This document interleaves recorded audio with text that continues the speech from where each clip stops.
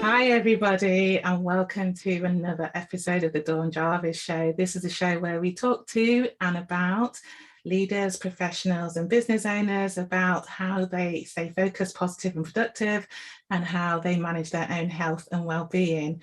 Today, I'm joined by my friend Heath Stone, a founder of Uncommon Diabetic, a community and a learning organisation, I think I would say, that helps diabetics live their best life.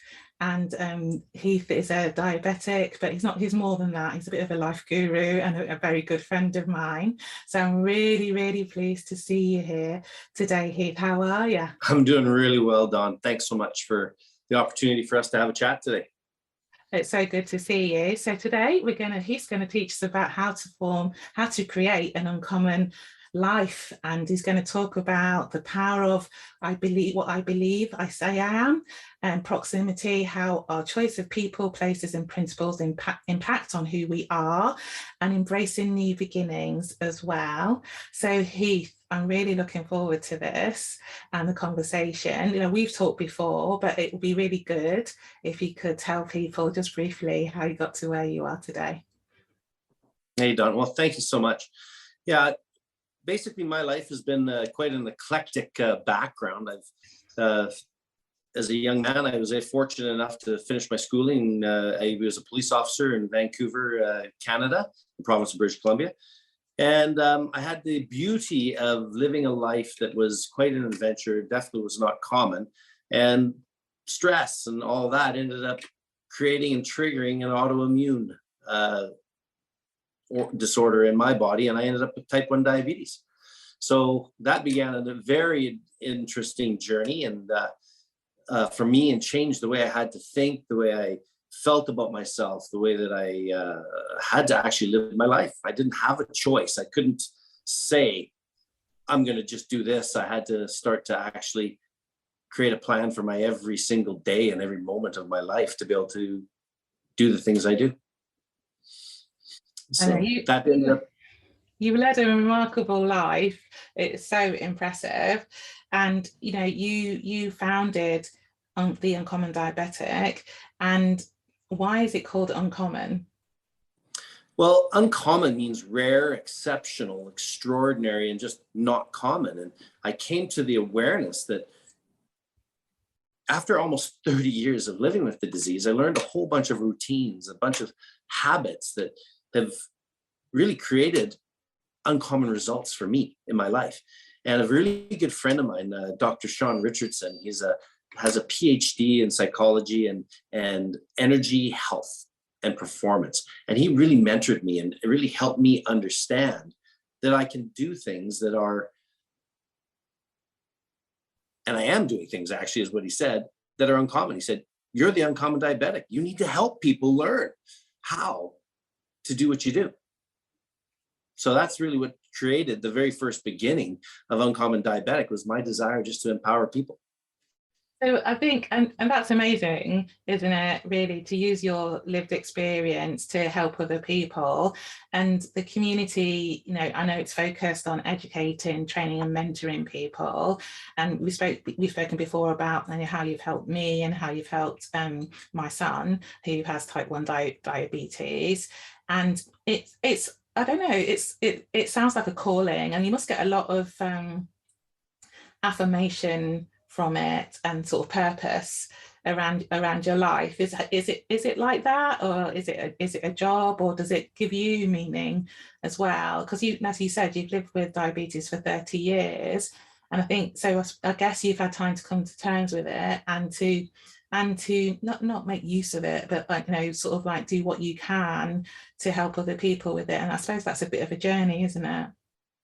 You know, I think you just said probably the most important word of all, is that life is a journey.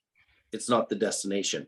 Or others have said, you know, it's the process, and you have to learn how to enjoy the actual process of it, right? So for me, it's definitely been a learning. I have had a lot of ups and downs. And I think you and I even talked about this, is that in my most deepest despair, in the valley of my life, that wasn't my truth. when I was on the top of the mountain and my Everest and my pinnacle moments, that also wasn't the truth. The truth of my life has been, it's here. It's lived in those ups and downs of the process on my journey. And quite honestly, some of my biggest pain has contributed to my largest gain.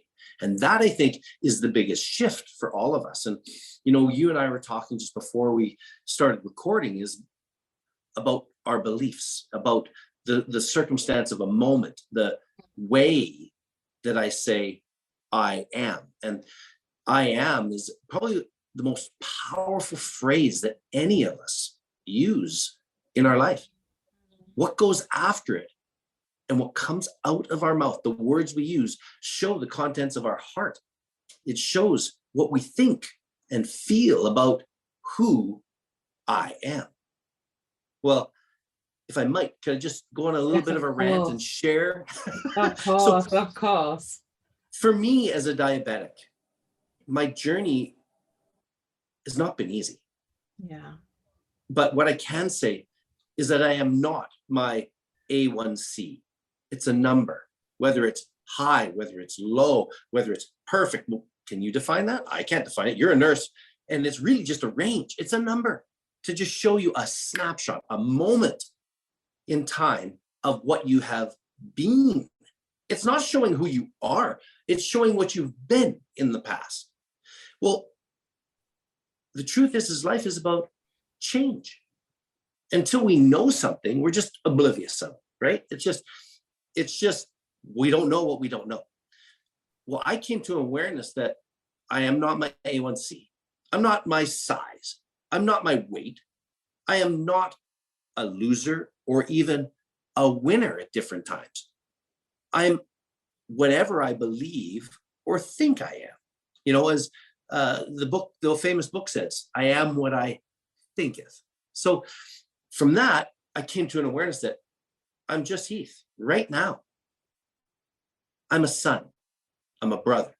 I'm a friend. I'm a husband, father, grandfather now. I'm a leader. I'm a person living with diabetes. I'm proud of being a diabetic now. Some people look at that as negative. I actually have taken it and said, no. I am a diabetic because I had to accept what is for me to decide where I'm going. Where am I right now? I am a person living with diabetes. That means I am a diabetic. I don't view it as negative. It's not a label for me. It's a badge. Yeah. Right? And that really changed everything for me. When I came to that awareness and the penny dropped and I went, oh, I'm not that good at this. That's always the way change begins. Oh, the penny drops and we go, oh, as I've said many times, whatever it is, I suck. Okay, well, that realization helped me realize that, hold it, I don't suck. I'm just at a place here. It's one point in a moment that's been a result of all my past choices. So I am accountable. I am able to choose. Holy crap, that's power, isn't it? What do you think about that ability to choose?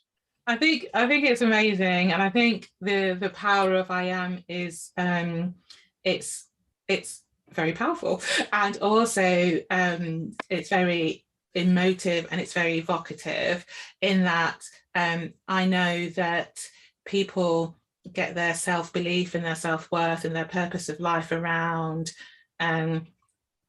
what they say they are, you know. So I used to say I'm a nurse. I still say it, and that's very important to me. As you said, I'm a mother, you know, I'm a daughter, I'm a business owner now, and people put a lot of store potentially because it's about who you are and how you present yourself to the world.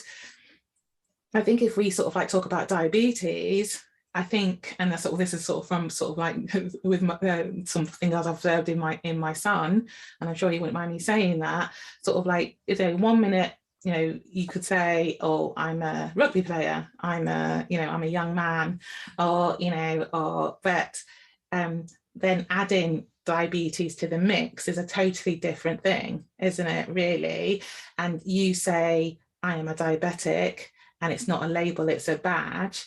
But I think some of the things that maybe people struggle with is it wasn't part of that who I say I am. You know, it became part of who I am. And actually to say it out loud is the struggle. Do you know what I mean? So that potentially is the struggle, because it's a change. But you're right, to actually come to terms with things, you have to say, you know, it's you know, you could say I am a diabetic, but that doesn't define me. You know, but it is part of what I am, isn't it? So, you know, so I think for, you know, for any long-term condition, and diabetes is a long-term condition that you have to live with, that, you know, that you have to manage. And I really like what you said around, you know, whatever my blood levels are, that's a representation of the past, but that's not who I am, is it? It's sort of like how it helps me to manage what I've got to do next, you know? So, you know, and that's a different way of looking at it, rather than, oh, this is a terrible thing that I have to do. This is a thing that's going to take me forward, with a better frame, I guess. But maybe people struggle to get there. What do you think about that, Heath? Well, I think it's brilliantly said, actually, because yesterday on my UDTV, I was actually talking about a superpower, and that's attitude. Yeah. Our choice of attitude drives our altitude. And we have that ability to say, I am going to change. I'm not going to do this anymore, right? Whatever that is. Or that got a really positive result. I am going to do that again. So that choice is the power. And our attitude, it's actually an aviation term as well, as I've flown helicopters and planes, in the sense of training. I'm never allowed to fly, unfortunately, due to law, as a diabetic on my own. But with a certified pilot, I can fly. I still want to learn. It's this journey, right? So I challenge myself. But my question is diabetes a death sentence? No. Is it a challenge? Maybe. I like to think of it as an opportunity. It's an opportunity to learn, to grow. And I think that is the biggest thing for me. I like to use the word transform, from who I am today into what I'm going to become. Well, if I'm going to do that, the root of becoming means to be. I have to actually be that which I want to become before it happens. Therefore, I'm actually writing my story with that right now, right? I am uncommon in my thinking. That's what I call uncommon sense. And if we look around the world today, we actually realize that common sense is very uncommon, right? We don't want to stand out too much. Well, unfortunately, I'm a little bit different that way. What I've learned is the common things don't really get me what I want. You have to be a contrarian in life if you want to exceed normal or average. I don't care if it's in education or becoming a nurse or in health, in performing as an elite athlete like your son does in rugby. He has an extra opportunity that the other athletes don't have. He's got to set himself up for success with discipline, with routines, understanding. I got to adjust my insulin now because I'm going into a day of in a match. I have to make sure that I've eaten the protein, so I've got the juice to carry me. I got to make sure that I have sugar laid out on the sidelines, so that when I come off, I get hydrated, I get the salt, I get the sugar, I get whatever it is I need to perform at what level. I am accountable. So that's just choice. And that's why I started with that. I am an uncommon diabetic because I choose to create routines because of my reasons, right? My why, that lead to my result that I want. And I call that my R3 method, which I'd love to share about a little bit later, but that really leads to what am I in proximity to? This whole concept of I am then goes, okay, if I am a world-class athlete, well, I better start surrounding myself with people that are world-class athletes and people that are thinking they're world-class athletes. And ultimately, what are those routines, the behaviors, the choices world-class athletes do? Let's talk about that a little bit then. So, Yeah. you talk about proximity, and, I know part of your process is, what you are, and being really clear about that, and sort of, Yeah. and that you believe what you say you are. Then you talk about proximity, and how I understand that is that you are the sum of, the 5 people that you spend the most time with. And that, if you look at that and then you realize, why some of the behaviors that you do, what's influencing that, because I think you're absolutely right, you have to be accountable, don't you? And also it's a realization that sometimes people you surround you with can be really, really good for you, but sometimes they can be quite toxic and not so good for you, and then you need to make some decisions based on that. So talk to me about, from your point of view, basically what I've just said, so how does that work? So as to have an uncommon life, how does the proximity to the people that you're around, has that impact on that? Well, proximity starts right with me, right? And the things I put into what I call the portals, right, of proximity are 2 eyes, 2 ears, 2 nostrils, a mouth, and then obviously skin, your touch, your tactile. So that's how we experience the world. Well, as we are going forward with this proximity, it really starts with all the inputs, and that is people, right? That is the books we read, the things we listen to, the food we eat, etc. But how do we do proximity? So for me, I kind of squirreled a little bit there, because as being a diabetic, I have this little device that kind of controls my life, and I need to check it when it beeps. So I'm quickly good. I'm at 4.8. That's a silly number, but that tells me that I need to be cautious. I need to be aware of what is going on. So the beauty of proximity is that I have what I need around me at all times, right? And I have to take that input in at that given moment. So that isn't where I was going with this, but I need to be cognizant of my life right now. So I'm at 4.8. Let's use an example of how I deal with proximity. I put some technology around me. That technology is attached to a sensor. That sensor is testing all the time, whether you do it manually or physically. I'm in proximity to technology that assists me in managing my diabetes. Not Noah's, not John's, no one else's. It's me. But I want to be around people that are wanting to get good information in so they can make good choices, good decisions. So for me right now, I looked at my machine. It says I'm at 4.8. I have 1.65 units of insulin on board, which means within the next 30 minutes or so, my 4.8 is going to be a 3 point something if I don't do something about it. So I'm actually going to physically jump up from my chair, go grab a glass of juice real quick, and I'll be right back. Ooh. So that was fast.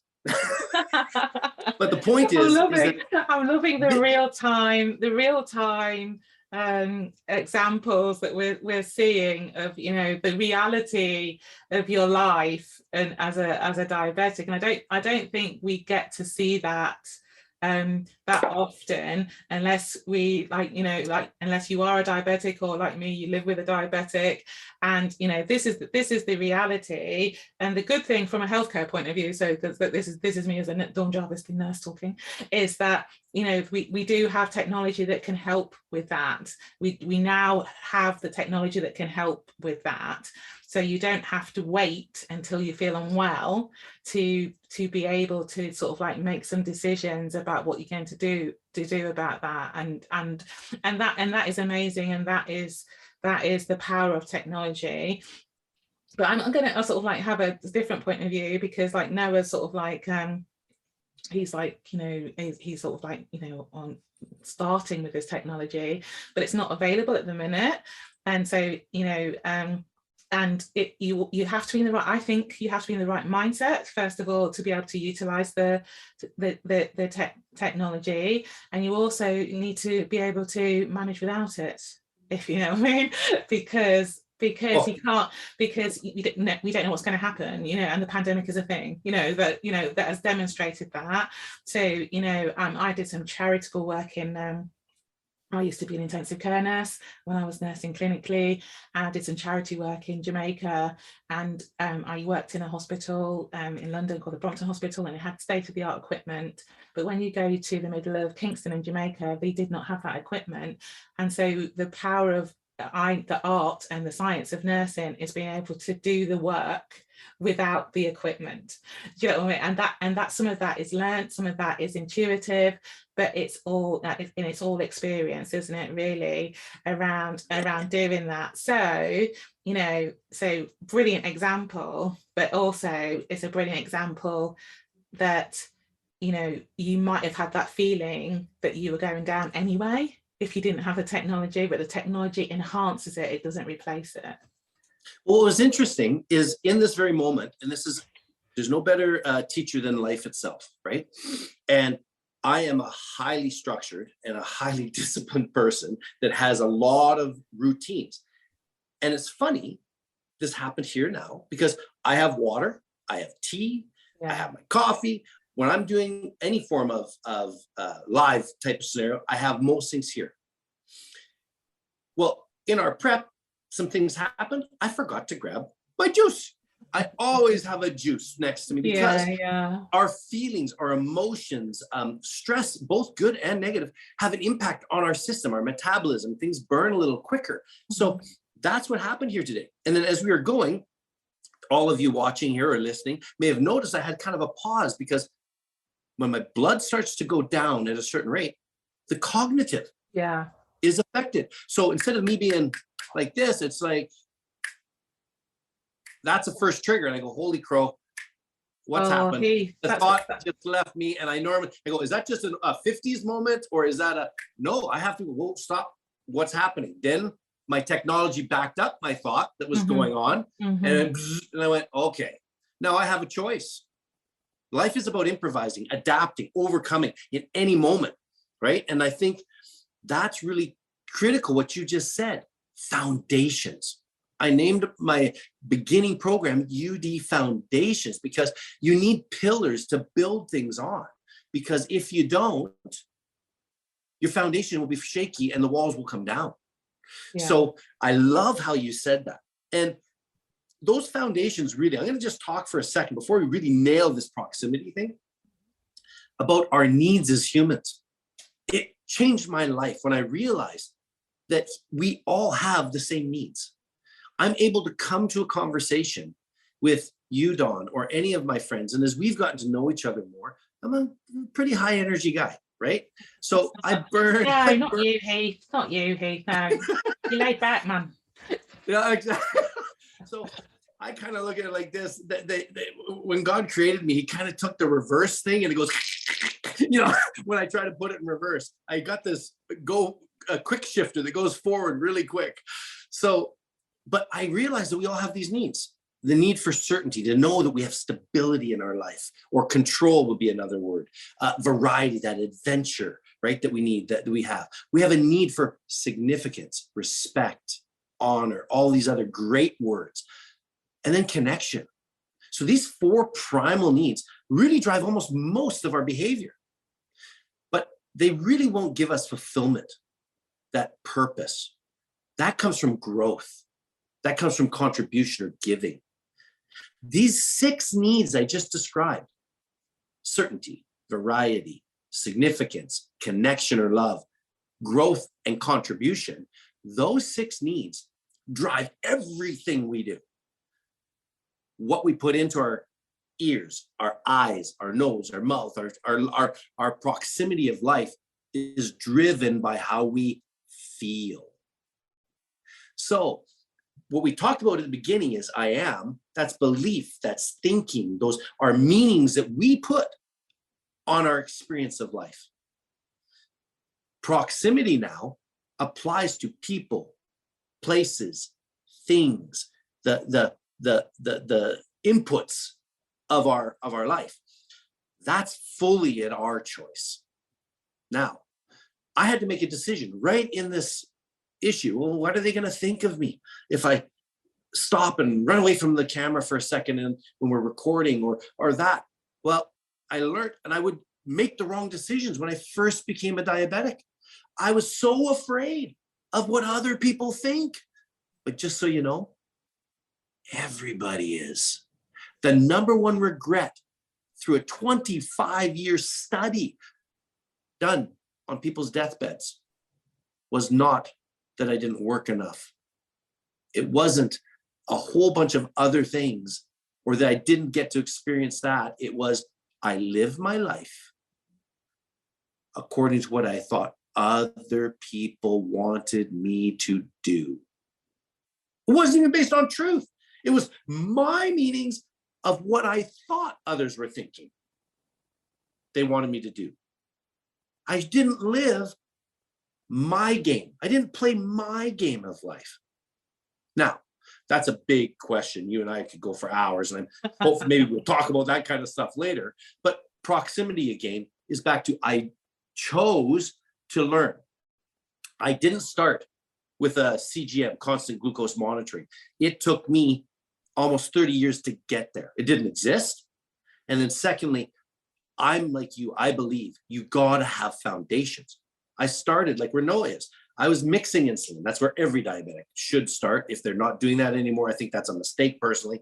Why? Because you need to understand the foundations, the rocks, because if the battery dies on this technology or whatever, you just don't have access to all the aspects of it. Your hose is, your infusion kit didn't come. How do I deal with the old-fashioned needles? I don't have access to my normal insulin. They went out of supply or discontinued it. What do I do? What if? All these things come back to your foundations, right? So that's what we teach at Uncommon Diabetic Solutions is the foundations, the pillars, thinking, fuel, our nutrition, our activity and exercise, our performance and routines and those areas, and then our energy. And how do we do that? Well, it comes by getting around people that have what I already, not that I already have, that already have what I want, right? Yeah, so if I want to be a world-class rugby player, I want to get around guys like Noah because they have experience. There's a difference between a coach and a mentor, and I do both. But coaching means I have technical knowledge. I have educational, theoretical. I have all these certifications, for sake of a better word. All right. And I have the ability to impart knowledge to somebody. A mentor is someone that actually walked the journey. I cannot be mentored by somebody to climb Mount Everest if they have not been there. I can be coached by somebody on technique, but I can't be mentored because a mentor has had to have experienced it. Does that make sense? Absolutely makes sense. So our proximity, and then we think a lot alike this way. I surround myself with a host of advisors, a host of people, because I don't know what they know. Yeah. I only know what I know. Yeah. So I'm constantly trying to go to friends like yourself, Dawn, or Beirut, or my friend, Dr. Sean Richardson, or my great friend, Chris Jarvis with Uncommmon Diabetes, an Olympian, type 1 diabetic. Like these people have been there. So I want to be around them so I can do it. And my whole principles have come from surrounding myself around world-class leaders in all the areas of the pillars. So that's what I believe people should do because it works. Definitely. They have the proof. It definitely works. And so how can we wrap this all up? How do people, I really hear what you're saying around, you surround yourself by people, you really think about who you got near to you. You have to get your own head right first and then think about who's around you and the things you do. You need to have a strong foundation. So you need to know yourself, and you need to know if it's around illness. You need to know what, you know, what's normal for you, what makes you better, you know, and things like that.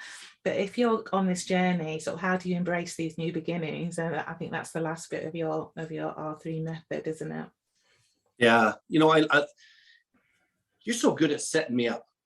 I love it. I really love this. We can do this more. It's just so much more fun than me trying to think of everything out ahead of time. I like the improvise, adapt, and overcome side. So, you know what? I have a simple saying that I've really lived my life by, and I think I'd love to give it to anybody. And that is, it's a formula. It's R equals D times A. Our reality equals our dreams that we act upon. It's dreams times action. And not every dream should be real. But the truth is, they become reality with the first step forward on the journey. It's not completed when you actually get it. It was done the minute you laid out a plan and took the first step forward. So I'm a big believer in using this R3 method, which is to take a pause, to be grateful and appreciate what you've learned, where you've come from, because that's who's made you up today. But this present moment, and it's every moment, our life is just a whole series of moments strung together. I can choose to change or stay. It's just life, right? So reality is just the results of our previous actions and the things we focus on. It's what we wanted. So if we change our focus and our action, now we're going to transform our reality. We need to be what we want to be before we become what we want. A new identity is a process. We don't know what we don't know. We then go to a place of consciously knowing, okay, I need to improve. Unconsciously, it's consciously incompetent. I then begin the journey of learning, and I move to where I'm actually consciously competent at something. I can drive the car, I can throw a football, whatever. That comes through that repetition of a routine, that action that we take. And eventually, a new identity is formed. The new I am becomes true through this change cycle. But it starts with a map. I call it a massive action plan. And how do we do it? We talk about this all the time, Don. It's what is it that I want? Yeah. I know where I am. I got to know where I want to go. Now I have 2 points. I can reverse engineer it and create a step-by-step process or routine to do it. But the thing that most people miss in doing a plan is identifying the resistance, the challenges, the pain that comes instantly. Because you made a choice. Immediately, there's another 2 choices that got to be made. It's the way God made it. I don't know why, but it just is. You don't get one and done. It's, oh, I got to choose again. I got to choose again. This is life. So that journey, be clear on why, the reason. It's what helps you go through the resistance. It's what helps us embrace our fears, the uncertainty of life, right? It's important we go back to those 6 needs and ask myself, in the resistant moments, the things that are trying to stop us, what feeling right now is helping me or hurting me? Is it, I want to be significant and I'm frustrated and I'm angry at somebody? Or am I significant just because I get the opportunity to be in Dawn's presence? That is an example, right?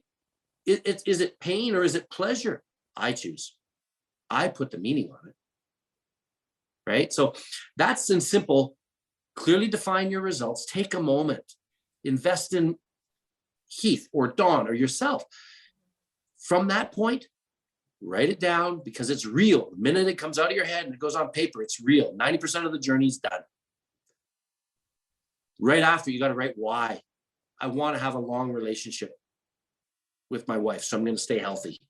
It's that simple. Or, you know what? I want to lose 15 pounds and I want to get my health back to what it was a decade ago. And I want to reverse this degenerative condition of type 2 diabetes and be free of it. You can do that. get around people that have done it. That's simple, right? But be clear on the reason, because if there will be resistance, there's going to be pain. I don't know why it's this way, but it's the truth of my life. My biggest gain is attached to my biggest pain. Like my biggest strength becomes my biggest weakness in life. That energy I've got sometimes means I take on too much. Being real and saying, I have to stop. I have to get juice. Yeah. I got to fill my tank. Yeah. That's life. That's true. And that's kind of my R3 method in a nutshell, right? But get the routines, because Tony Robbins taught me this when I was, is this. What you do in private is what you'll be praised for in public. It's the routines, the little steps. If you say, I want to go and run a marathon, half a marathon, 5 kilometer, whatever, I don't care what it is. It may start with, just as my buddy Bob says, going and getting the shoes, the running shoes, and putting them on. That was day 1. Success, check mark, right? Next day, I get my shoes on, and then I go to the front door and back. I'm talking really basic steps, and you do it in baby steps, because a journey has to be done in one at a time. And wherever you're at, whether you have to lose weight to accomplish that here, the pain will bring the gain. I can, I will, I must do it. Until then, we're just going to be whatever you believe you are. Love that. Love that. I really like that. Actually, I liked your method, and I liked what was about it that you sort of like, you need to know. You need to know where you are, where you want to go to, but also why. And then, you know, that every journey has its rain, doesn't it? Really, something's going to happen, because that is life. That is life, isn't it? And then it's the measure of you, how you deal with that, and how you go forward in with your journey. And I also really like the fact that if you write it down, even if you articulate it, I believe, that makes it happen. And because I think that's definitely happened for me around my business, in sort of like saying, oh, I'm gonna have a business, and then if you say it out loud and 2 people, and then you sort of have to do it, really, because it makes it very real. So I'm loving that, loving all of that. So thank you very much, Heath. When we were talking before we started recording, because me and Heath chat, you talked about a book that you thought would be really useful.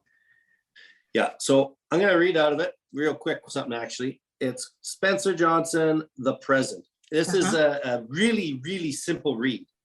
And I have to say, it really is just some of this. You cannot change the past, but you can learn from it.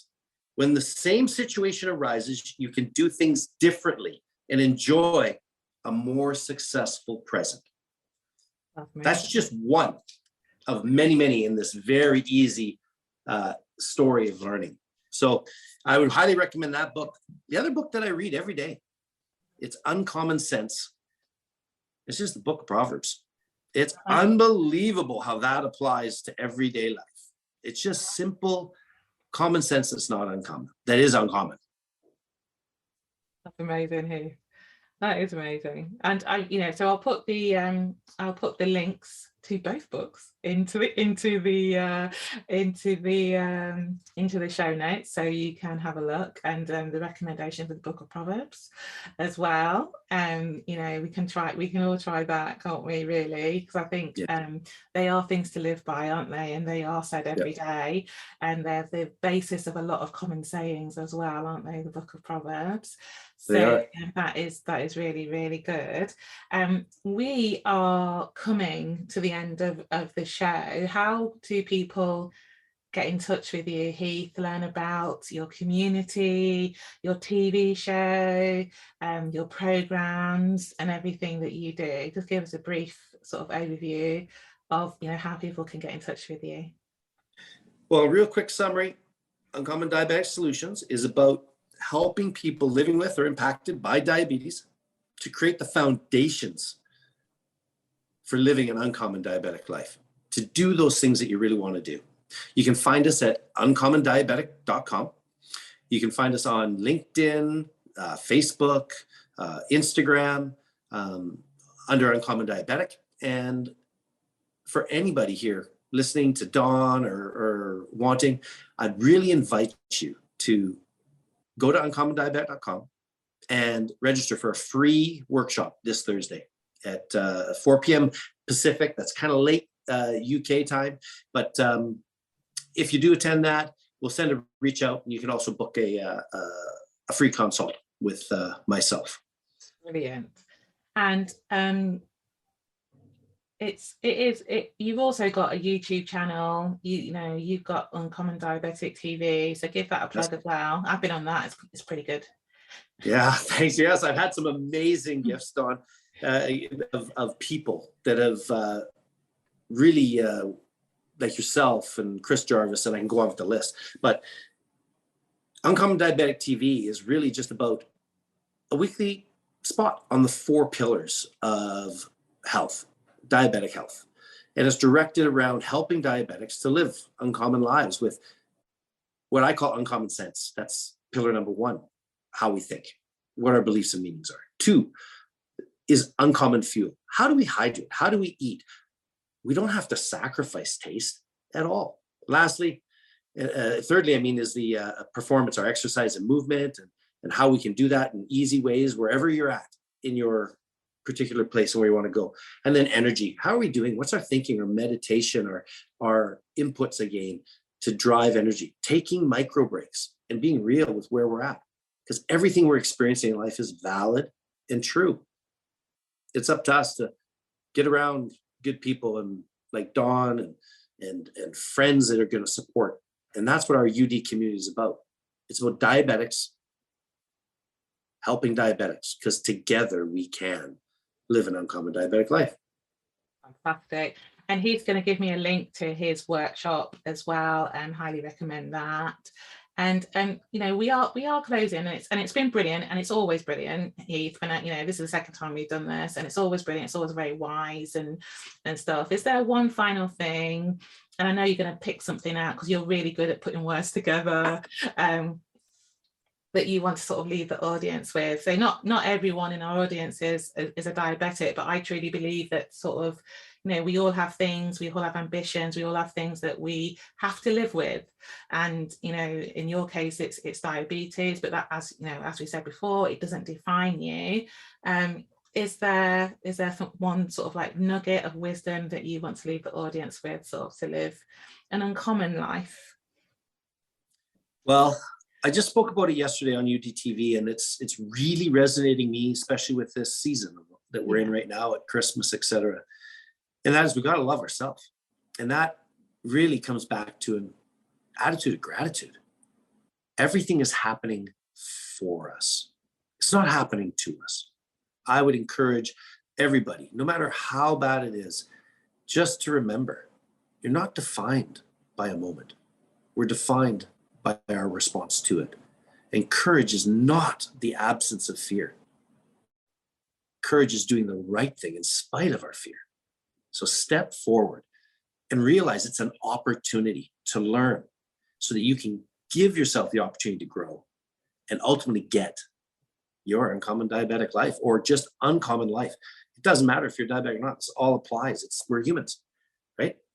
So I'm so grateful, Dawn. Thank you so much for our friendship. I'm grateful for 2021. I'm really excited about what the Dawn Jarvis Show and everything you're doing and what we're going to do together in 2022 is going to bring. Thank you so much, Heath. It's an absolute pleasure as always. Always a fantastic guest, and I'm looking forward to 2022. We're filming this at sort of like just before Christmas in 2021, and the year's not finished yet, so there's a few more days left, and we're going to make most of it, all of them. But very much looking forward to 2022 as well. And that's the end of the Dawn Jarvis Show. Everyone, take care, and we'll see you real soon. Take care. Bye bye.